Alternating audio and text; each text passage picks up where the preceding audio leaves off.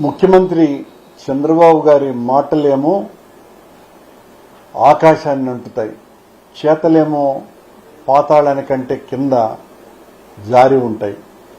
ఈ రాష్ట్రాన్ని గంజాయి రహిత రాష్ట్రంగా మార్చివేస్తానని భీషణ ప్రతిజ్ఞలు చేసినటువంటి చంద్రబాబు నాయుడు గారు ఈ రోజున ఆయన అనుయాయులు, ఆయన నాయకులే గంజాయి తోటల్ని పెంచేటువంటి స్థితికి వాళ్లకు స్వేచ్ఛ ఇచ్చారు ముఖ్యమంత్రి గారు. రాష్ట్రంలో ఏ ప్రాంతానికి వెళ్లినా గంజాయి మంచినీళ్ల కంటే కూడా విరివిగా యువతకు ఈ రోజున లభించే స్థాయికి ఈ రాష్ట్రాన్ని దిగజార్చి వేసినారు చంద్రబాబు గారి ప్రభుత్వం. ఎంత దారుణం అంటే, తిరుమల తిరుపతి అత్యంత పుణ్యక్షేత్రమని తెలిసి కూడా ఇక్కడ కూడా యథేచ్ఛగా గంజాయి అమ్మకాలు జరుగుతున్నాయి అంటే ప్రభుత్వం పూర్తి ఉదాసీనతే కారణం తప్ప మరొకటి కాదు. ఇక్కడ పోలీసు వాళ్లు పట్టించుకోరులే. ప్రభుత్వ పెద్దలు, ముఖ్యంగా తెలుగుదేశం పార్టీ, జనసేనకు సంబంధించినటువంటి నేతలు, ఎమ్మెల్యేలు ఎవరు కూడా వీటి విషయంలో పూర్తిగా నిర్లిప్తంగా ఉన్నారు కాబట్టే, ప్రోత్సహిస్తున్నారు కాబట్టే ఇలాంటి అమ్మకాలని. మొన్నటికి మొన్న 19 కిలోల గంజాయి తిరుపతిలో దొరకటం, అంతకు పూర్వం 6.5 కేజీల గంజాయి దొరకటం. ఎక్కడ చూసినా ఇదే తతంగం.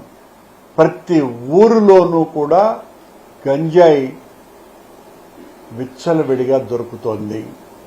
ఎక్కడా కూడా నేను గంజాయి మీద ఉక్కు పాదం మోపుతాను అని చెప్పినటువంటి చంద్రబాబు గారు ఒక్కరంటే ఒక్కరి మీద కూడా కఠినమైనటువంటి చర్యలు తీసుకున్నటువంటి దాఖలాలు కనపడవు.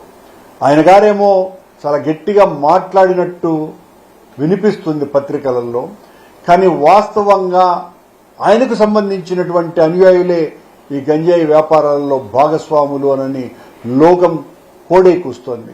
ఈ రోజున మద్యానికి సంబంధించి బెల్ట్ షాపు ఎక్కడున్నా కూడా బెల్ట్తో కొడతానని చెప్పినటువంటి చంద్రబాబు నాయుడు గారి ప్రభుత్వంలో ఈ రోజున ఈ బ్రాందీ షాపు ఓనర్లు 80% పైగా చంద్రబాబు గారి మనుషులే. వాళ్ళు ఆ బ్రాందీ షాపుల్ని తమ గుప్పిట్లో పెట్టుకొని గ్రామాన ఒక్కో గ్రామంలో కనీసం 10 బెల్ట్ షాపులతో విరాజిల్లింపజేస్తున్నారు. మందు దొరకనటువంటి చోటే లేదు. అంతగా ఈ రోజున మద్యాన్ని ప్రజలకు ప్రాణాంతక మందుల కంటే కూడా ఎక్కువగా ఈ రోజున మద్యం ప్రజల ఇండ్లకు సరఫరా అవుతున్నది. డోర్ డెలివరీ చేస్తున్నారు. మద్యమే కాదు, గంజాయి కూడా డోర్ డెలివరీ స్థాయికి చేర్చేసినారు.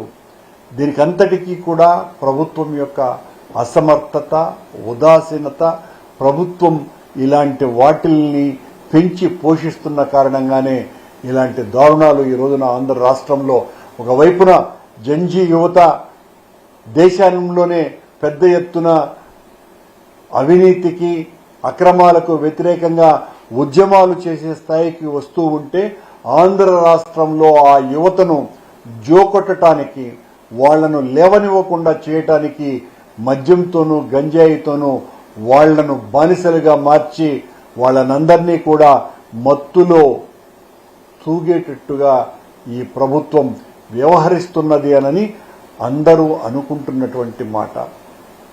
ఎందుకు ఈ రాష్ట్రంలో ఇంతగా పరిస్థితులు దిగజారుతున్నాయి అంటే దానికి కారణం చంద్రబాబు గారు చెప్పేదొకటి, చేసేదొకటి. ఆయన ఏదైతే చెబుతాడో అది ఖచ్చితంగా చెయ్యడు. ఈ రాష్ట్రాన్ని అవినీతి రహిత రాష్ట్రంగా మారుస్తానని చెప్తాడు. చంద్రబాబు గారి కంటే అవినీతిని ప్రోత్సహించినటువంటి వ్యక్తి భారతదేశ రాజకీయాలలోనే లేడు.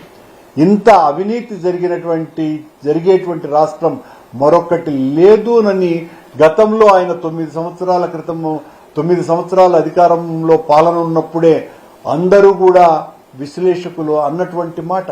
ఆ తర్వాత 14-19 కాలంలో విచ్చలవిడి అవినీతి జరిగింది, దాదాపు 10 లక్షల కోట్ల రూపాయల లూటీ చేసినారు అనేటువంటి ఆరోపణలు వచ్చే ఆయన చిత్తుగా 23 సీట్లకు పరిమితం అవ్వటం జరిగింది.